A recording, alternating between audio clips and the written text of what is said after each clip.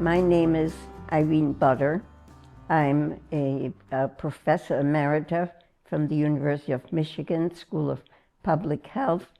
I have been teaching for some 36 years at the university here and some before that.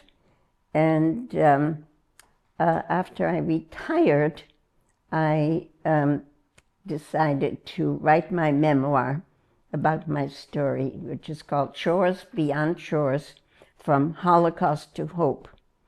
And I have given a lot of talks to students, primarily middle school students, but also high schools, universities, churches, and other kinds of institutions.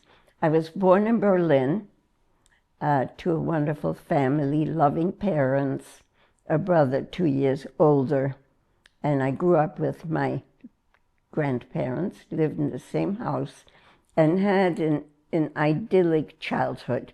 I still look back to my early childhood as a way where I learned to be strong and resilient. When Hitler came to power, my father decided to try to escape, and he went to Amsterdam got a job with the American Express Company. My mother, my brother, and I followed.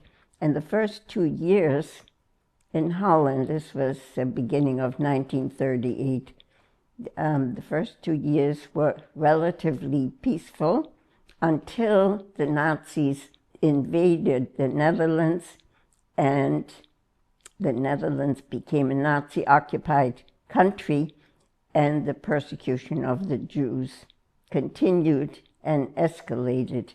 Now, there were many ways in which our lives changed with restrictions. We had to wear the Star of David.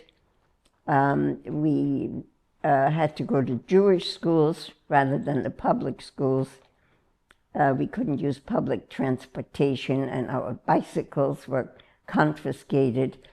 So our world became smaller and smaller, and eventually we were deported to Westerbork.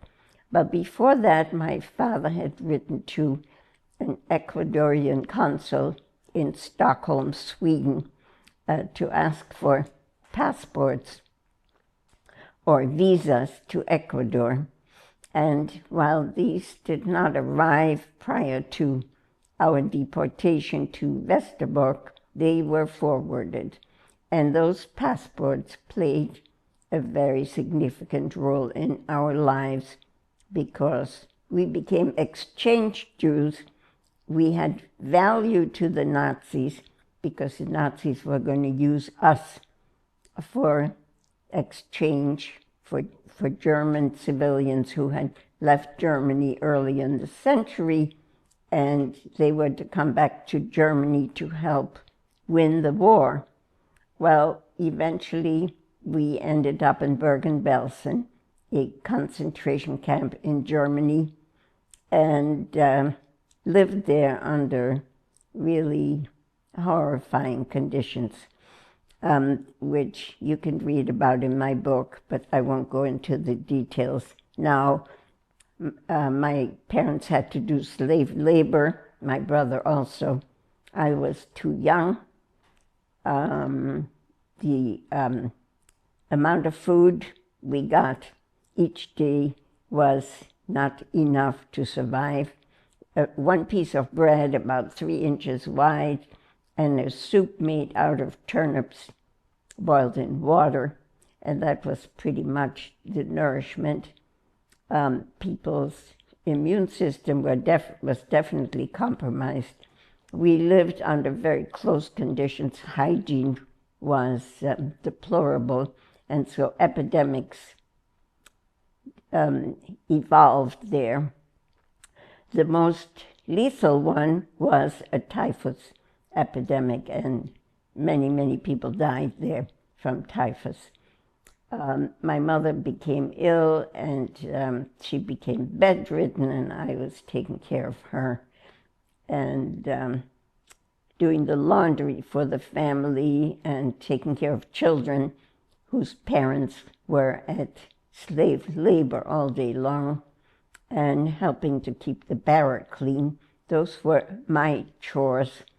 No schooling.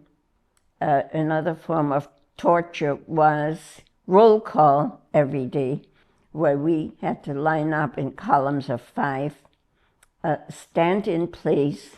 We couldn't jump, we couldn't talk, we couldn't sit on the ground, and roll call took many, many hours. Rain or shine, it could be 5, 6, or 7 hours of standing in place, and it really was a form of torture. Eventually, after 11 months, when both my parents were very ill, there was an announcement that people with passports or visas to Allied countries had to report to a Nazi doctor for screening to be included in a transport.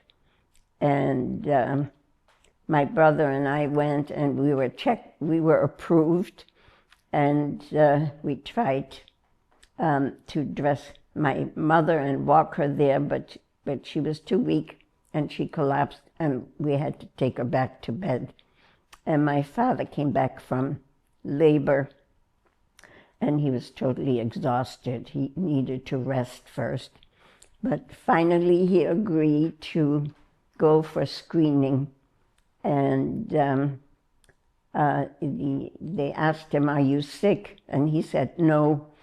And then the Nazi doctor looked at me, and he checked off my mother's name.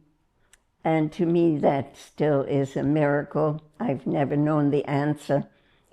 Did I, as a 14-year-old girl, emaciated and wearing rags, look like a 44-year-old woman? I don't know what he thought.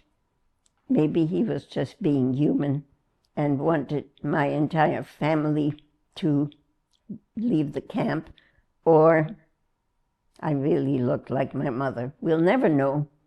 And then the next day, some friends who had the strength to carry my mother to the train, the 4 of us boarded the train, and it seemed like a miracle, the 4 of us still together after all this, and boarding this Red Cross train, which was heated. They served good food. They told us to take our Stars of David off the clothing, and we didn't need it anymore. And so we were quite hopeful. But the second night of the journey in the Red Cross train, my father died. And that's still the most tragic part of the story. He had done everything to save the family, but so close to freedom, he just couldn't make it. And so a small town in southern Germany called Biberach, they took his remains off the train, and my mother, my brother, and I had no choice but to continue the journey. And after 2 days, we arrived in Switzerland. The exchange had taken place at the border, and my mother and my brother were hospitalized immediately from the train station, and I wasn't allowed to stay with them. And along with other people from Bergen-Belsen, we were sent to a refugee camp in Algeria, in North Africa, and arrived there late in January of 1945, several months before the war ended. So for a while, I didn't have any contact with my mother and brother, but a few months later, I received a telegram they were recovering. And of course, that was a great relief for me. After the war ended in May, we had regular correspondence by sea mail. And so there was no internet, there was no email, there were no cell phones. Communication was very slow, but we wrote letters to each other, and then started making plans to come to America.